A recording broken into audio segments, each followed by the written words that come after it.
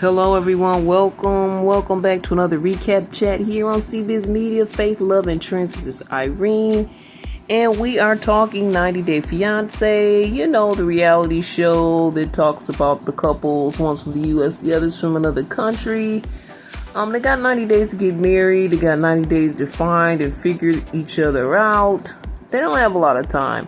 There's a lot of messiness and drama that's involved in this show. I'm sure that's why much of us are watching it. But we are going to get into this recap here. Let's get started. Edward and Marissa. So it's Edward versus the suburban fence/gate. So he claims the last repair person that was working with the fence is an imbecile. Marissa may say that they have some similarities to each other, Edward and the other guy, the other handyman. So he's trying to be the handyman around the house and help because he's not working. So he's trying to contribute to the household. He not only fixed one fence, but two. Meanwhile, Marissa is nervous the fact that she took this man into her life, and she's concerned she'll be taking in another child.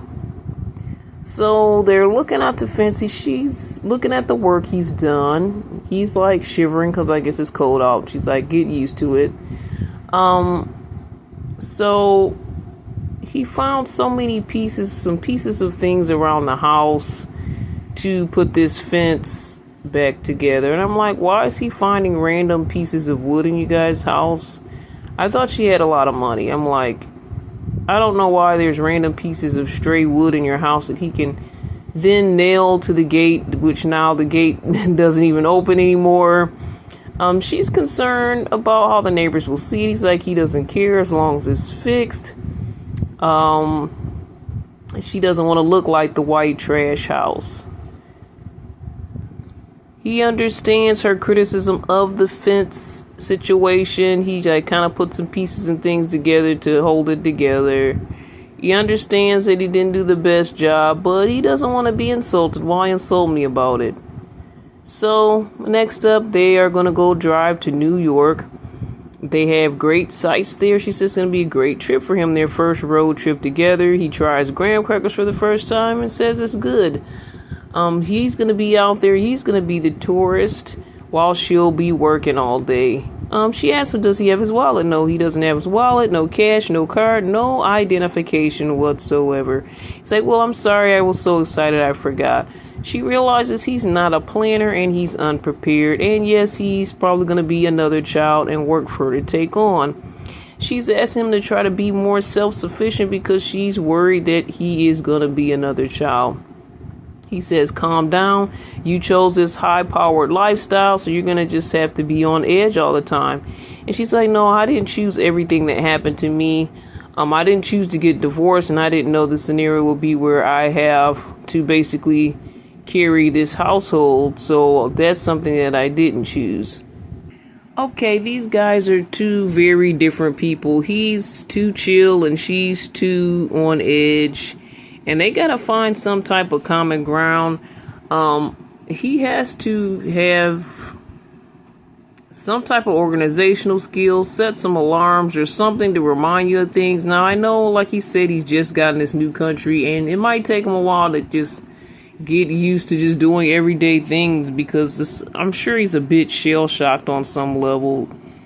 That, hey, I'm in a totally new country. I got to get used to this totally new environment. None of my family and friends are here. So, I'm kind of on my own with these new people that I have to trust to be my family.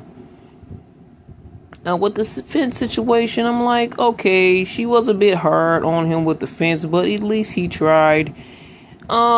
She's going to have to get him into... I don't know if there's like money management classes or just some type of classes where he could organize himself because I really don't know fully if that exists. I do know there's money management classes, but they got to get somewhere in middle ground because I think she needs to chill a little bit more, but I also think that he needs to step up his game. So they both have their own work to do. Katie and Josh, so the last thing that we saw is that she was talking with the friend Ryan, and she brought Josh out there, the three of them, to have a discussion because they have bad history. Ryan and Josh do. So his plan is to marry her, and is she ready? She's saying, well, I'm thinking at this point I'm the problem. I think he's saying it's 50-50. He actually asked Ryan to leave their lives because of whatever, I guess, he enables, and he allows certain things, so he knows she's a certain way, but he just keeps buying into her behavior. And, you know, the make-out sessions and things that they were doing. And Josh would forgive them. So he feels like, you know, on some level she's taking advantage of that forgiveness. He did apologize for what he did. They say that they're just friends. He says he's not trying to control her, but he's trying to stop her from making stupid decisions. Stupid is the word that this couple likes to use all the time. And maybe because they're doing a lot of stupid things, I don't know. But maybe that's the word that defines them at this point. So she's getting drunk at the birthday party as per usual, and she starts asking to make out with everyone, the thing that Josh feared, the thing he doesn't want her to do. And he's saying, you know, I'm in my gut, I'm thinking that maybe she's not ready. I'm like, in your gut? I'm like, I see it with my eyes and ears. You don't even have to go as deep as the gut. It's pretty obvious that she's gonna continue to do what she's been doing. And yeah, she's not ready. She's trying to make out with Ryan again, the guy that they were just making up with, and everything was supposed to be cool. He's trying to push her off. It's like everybody's trying to push her off. I'm like, well, if you have such a need to make out with somebody, why don't you just make out with your man? He's standing right there. I think she needs AA, honestly. I'm being serious at this point. So Josh leaves. He's tired of seeing her trying to hook up with every guy that's there. Excuse me, there's no ladies there today, but I heard she did that with the ladies as well. One of Katie's friends comes out and starts talking to Josh, and he said if it was him in this situation, he would be furious. He let him know it's okay to be mad, and he's like, well, he said he can't tell if it's her OCD or she just has a dramatic behavior style. He can't tell which is which or what to blame. And her friend is saying, you know, you need to put your foot down. And he's like, well, she wins everybody's hearts. He said, yeah, well, despite that, you can't just roll over and just take it. He said, you have to do something now, because once you get married, it's just going to continue and it's going to get worse.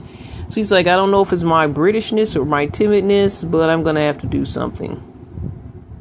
So the same guy that gave him that advice, he's in the party again, and now she's trying to make out with this guy. He's trying to fight her off. I'm like, she's drunk. Take her home. He's sitting there not knowing what to do. To me, I'm like, okay, he can put his foot down by saying, you know what, you're drunk. This is going to be the end of your party. I don't care if it's your birthday. We're leaving. That's something that he could do to put a stop to this, because it doesn't even look like everybody's having fun. It's not like she's just the life of the party. Everybody's pushing her off of them. Like, stop trying to make out with me. She's like a bad puppy or a child, you know, like a bad kid or something, or a baby, and you try to stop them from doing something and they keep reaching to do it anyway. This is what she looks like she's doing. Now, it may be because of her OCD and she may need professional help, but I really think she needs to get it. Rashid and Mallory. He cleans up. He asks her, why didn't she do the dishes? So we find out that she's messy. They argue about cleaning, and she says when it comes to his culture, they're very clean. And she's going to be actually looking for a bidet because this is what he requested. And he's saying he's not clean without it. And she's saying, honestly, you can live without the bidet. So they're driving in her truck, and she's eating her breakfast sandwich. And then he just decides to take a bite. She said, you can't eat that. And she starts laughing, telling him it's pork. He spits it out the window. And they kind of argue about pork and the fact that he's Muslim. It's not a huge argument, but you know, we learn a little bit more about his culture. I don't know if everybody knows that about Muslims. And he says God says the pork is dirty. So, and look in the Bible, even in the Holy Bible, it does talk about pork being an unclean animal. So that's not just a Muslim thing, which I believe their Bible is called the Quran. So they're driving near the accident that she had, and she starts kind of talking about it a little bit. And he's like, well, I want to go see it. And he wants to understand basically what happened. So she lets him know that they were hit head on by a distracted driver, her friend, her friend's mom, and her friend's child. And due to this accident, she lost about 3 feet of her intestines.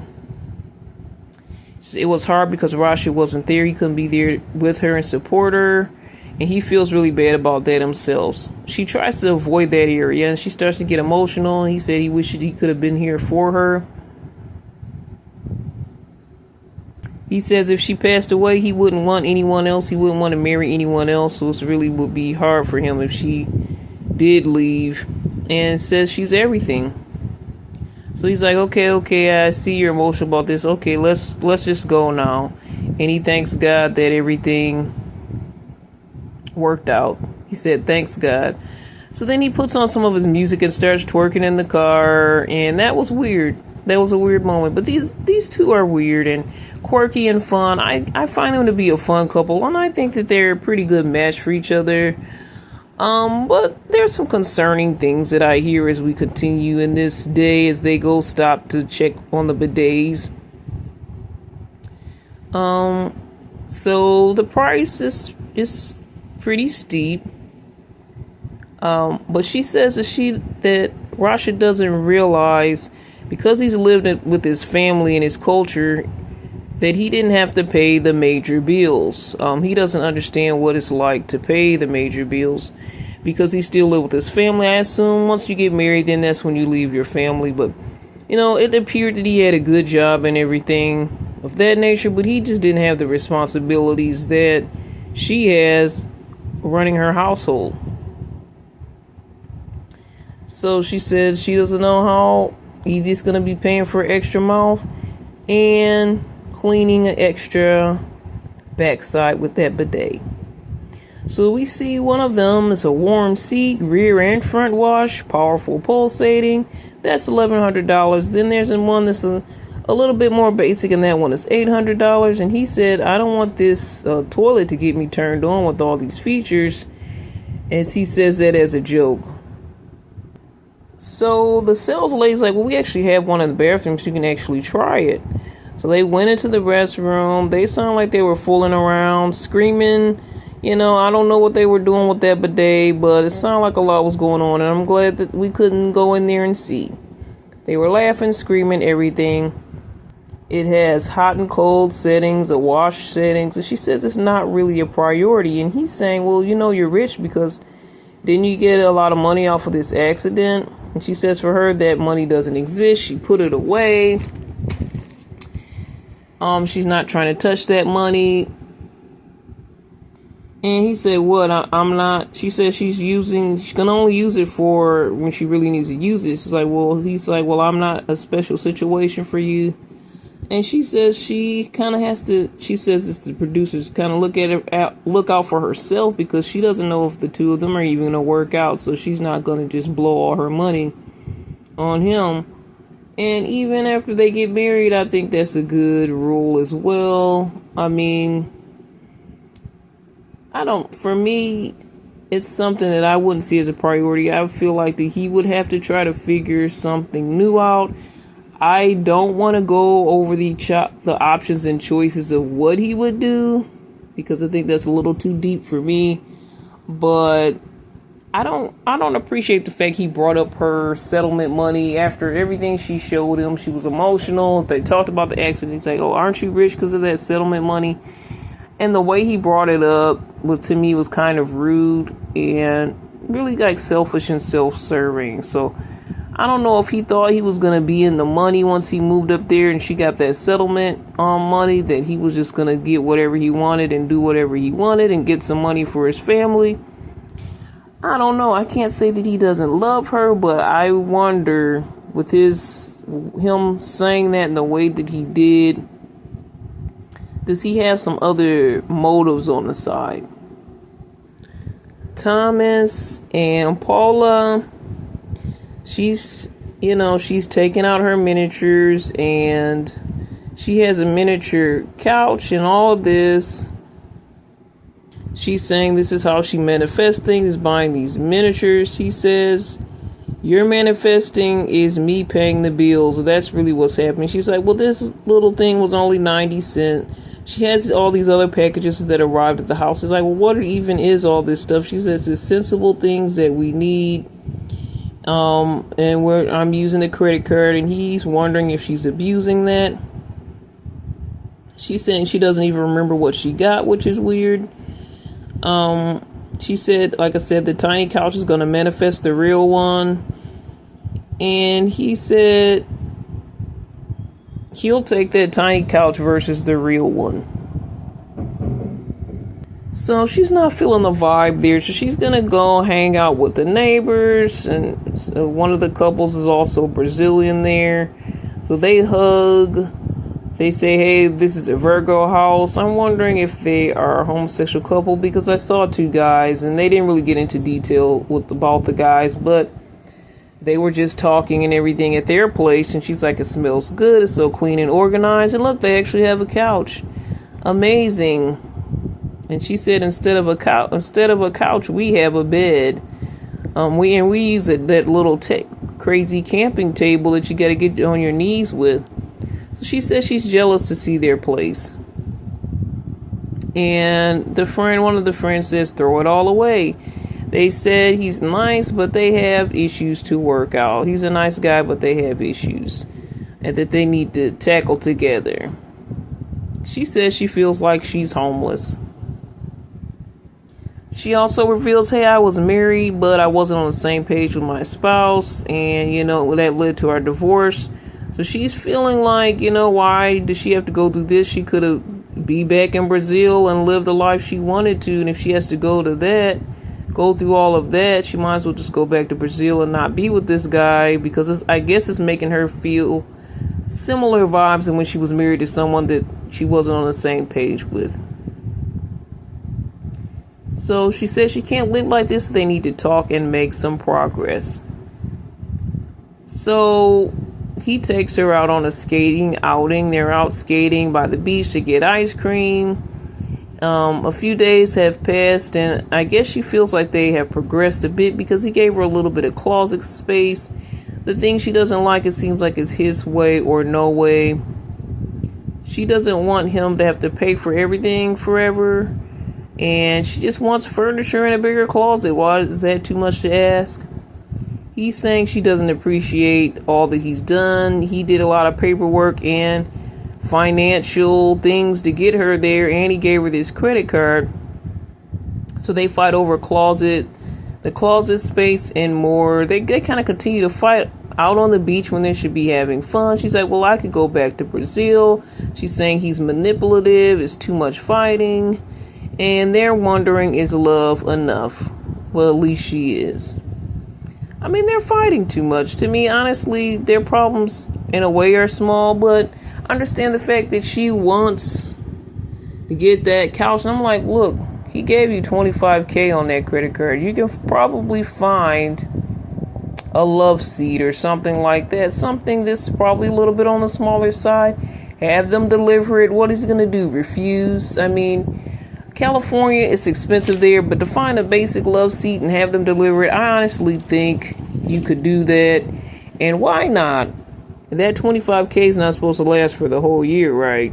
So I'm thinking, girl, use that card. Get you something to sit on. That's what I would do. Shane Annabelle.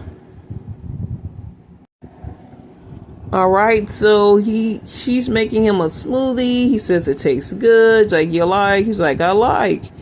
So she's like, no beer, let's switch things out for smoothies. He said, for the fun is now over, babe, now that she's here. That's what she said. And it's been an adjustment. He's not going to get to the game having a beer with the guys, but he's at home watching the game with her in a smoothie. And he's like, after 2 weeks, it seems like I feel like I'm losing weight. She insists that he isn't, but I actually can see that he's lost a little weight. She's saying 2 weeks isn't enough. I think she just wants him to keep going so he can get really skinny. I don't know. Not really skinny, but healthier, I'll say. Allison and Annabelle, they bonded after they had went to the spa. So they end up seeing Allison and her kids at the store when they go to the store. And they kind of get into it a little bit and talking about the dad, talking about Shay cheating, Nicole, all of those issues, and basically how Nicole's stuff is still in his shed. So she's upset about that. And you know, Allison brought that up. She's starting trouble. Annabelle's concerned. She looks like she loves the kid. She was holding one of the kids in the store. So she's like, I want all of this stuff out today, though. I want all of Nicole's stuff out. So Allison's like, I don't feel bad about throwing my dad under the bus. He hasn't prioritized our relationship, and I like Anna so far, so I'm gonna be mean to my dad. And it's kind of what she said. The dad says, you know, you need to kind of stop starting this trouble. Why are you just like coming up with this stuff? And Anna just keeps saying, remove her stuff from the shed. Now. So we get to go to the shed and see what's in there. Some furniture. It's like a lot of big furniture items. So she's like, call her now. I want this stuff gone. So in the past, we find out, and I think they kind of mentioned this before, that they almost broke up over issues with Nicole. She suspected some things were going on with them. And she's not happy about the lies, and she's upset about dishonesty. So after he talks to Nicole over the phone, he's like, well, I'm gonna sell it. And she says, sell it? You sounds like you're gonna help her. He said he's gonna give her the money and sell it. And like, yeah, that sounds like you are really helping her. She said, no, don't do that, just throw it in the dump. He said, don't worry about it, calm down, I'm gonna take care of it. So she goes back and talks to Allison more and calls Shay the B word. And Allison's like, yeah, he hangs out with Nicole sometimes. And she's like, have you seen them kissing, holding hands and stuff? And she's like, well, she asked her dad, why are they hanging out after, he's supposed to be engaged? She's saying that her dad's living a double life. He didn't kiss and hold hands with her, but he did smack her on the backside. And she did hear that he said that he loved her. And Annabelle's like, I can't marry a liar. So I feel like it's going to be too much of this back and forth between the two of them, the same story over and over. Annabelle either cut this tie or just stay in it. Now, honestly, it's going to take a little bit more time for me to see, because for me, I feel like they're a roller coaster. They're good one day, they're bad the next. Allison, she stirs up some trouble, so they're bad again. So to me, I feel like it's going to be a time factor. When she sees him around all his friends, when she sees how he acts in different scenarios, then she can know for sure that, hey, I probably need to put this to an end. She said, I'll go back to my country. I don't have to be with him, and I don't have to endure this. Okay, so maybe you don't. I'd give it a little bit more time, but to me, I feel like I'm seeing the same back and forth with these two. Okay, finally, Maxwell and Aisha. He's nervous because he has to kind of keep everything in check, especially keeping Aisha in check. I guess he's trying to keep his family and Aisha in check as they're all staying together in the apartment that they rented in his country. They asked, what if your family won't accept her? He says, I'm just going to cross that bridge if we come to it. So she comes into his room, helps him with his outfit. He's got his shirt off. And she says that he doesn't really have a good sense of fashion. She remembers when she first came and he greeted her in her country, and he's like, well, I wanted to wear my traditional clothing. And she said his outfit was a bad choice, and it's what we call country. So he's like, okay, you helping me pick out my clothes, I'm gonna come and pick out your clothes. And yes, she's bossy. So he says he wants to have peace, love, and respect with the family. And he thinks his parents aren't going to really see it because of the way Aisha's attitude is, even though he feels like they're good, but she's not going to maybe put her best foot forward. But he's telling her, you have to do that and be respectful and sweet to my parents. The mom doesn't like the fact that she's trying to change everything. And she said, well, you should have backed me up in that situation. He tells her she can't say hey, say good morning, because hey is just like talking to a dog. So they talk. They said they're gonna go talk about the visa and go out and talk. So okay, they're downstairs with the parents now, and she said hey, and again he corrected her and tell her to say good morning.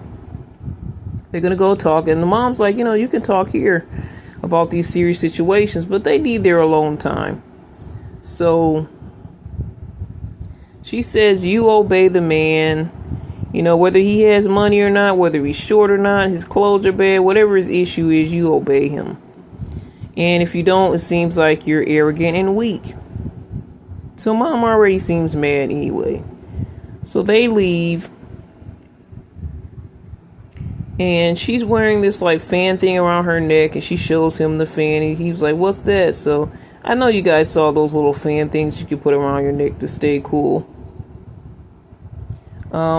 They talk about mom being mad, and she's like, well, are you dating your family or are you dating me? She said, this is the third time I come to see you. Why is there now an issue with how I'm greeting people and all of that stuff? Should we get married is the question. And she's like, oh, you're now confused, and she's upset. She says you need to be ashamed because not only are you doubting me or us, you're doubting God. There's discussion about learning the culture. There's some yelling there. There's some arguing and raising the voice. And she's like, you haven't talked to me like that, so I don't like the way you're talking to me. He's questioning the relationship and all of this. Asking, is your family causing you to waver? He keeps telling her to behave, and she's like, I'm not a child. So they finally get to the market, and she says she loves shopping. And she likes the African outfits and clothes. So as they're shopping and she's picking out stuff, he does his little haggling thing. They ask for 30. He's like, no, 25. She's like, she kind of likes his haggling side. She thinks it's kind of hot. In the States, of course, you're just, you buy it off the rack, whatever price it comes. But she likes the haggling. She wants to buy a purse for mom, just give her a gift, probably soften her up a bit. So while they're doing that, their parents discuss at home. And her mom, Juliet, talks with his parents. And she talks about the changing of Maxwell. She doesn't like that part. And she's like, God made him, and God doesn't hate what he made. And her mom's like, no, she just wants better for him. And it's just to clear up his skin or whatnot. These are just some things that she thinks can improve him. Again, she talks about the woman must submit to her husband. And she says she won't push him around. So mom's like trying to smooth everything over, saying, oh, she's not going to push him around. And she reveals that she's 38. Now, guys, I think I said she was 41. I don't know where I got that stat from. I don't know what I was looking at, but she's 38. My apologies. And they're surprised. They said she should be between 25 to 35. Otherwise, she's considered old, and she's marrying old. 30 to the maximum is when she should have gotten married. She's getting near menopause.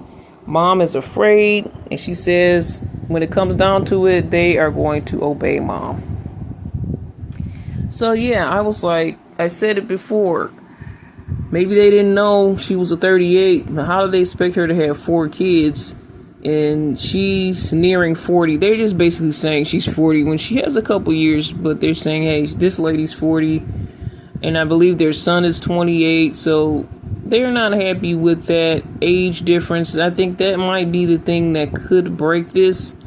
But we'll see. We'll see if he's able to fight for this or if he wants to fight for this relationship to that point and to that degree. So they are going back and forth, the customs, the culture, how men and women relate to each other in the culture, and his culture is different than her culture. So yeah, these are the regular 90-day things that we see some couples can overcome. But sometimes the age differences and the children and having children, the whole idea of that could be a break situation. But it is possible that they can work this out. I think it could be. So what are your thoughts, comments, questions on this episode of 90 Day, guys? How are you feeling about the season so far? I think it's fine. I think it's kind of in a lull right now. It's just giving me, it's just drifting along, and they're doing typically what they always do. I don't see any major shifts or any major things to see. It's kind of like, they've already set their tone and they're staying in their tone. So we kind of know what to expect from everybody right now. So for me, it's not giving excitement, but I'm going to continue to watch and see if there's any more roller coasters ahead, anything else that we can see that's just going to be exciting, that's going to be wow. We want to see more from you, 90 Day. Alright guys, so we're going to talk again, faith, love, and trends. We'll cover other reality shows, cover trending topics. We're going to do more of that here on CBiz Media. Email me at cbiztv@yahoo.com or cbizmedia1@gmail.com. And check us out on our other platforms at cbiztvmedia.com. We will talk again. All the best, and God bless.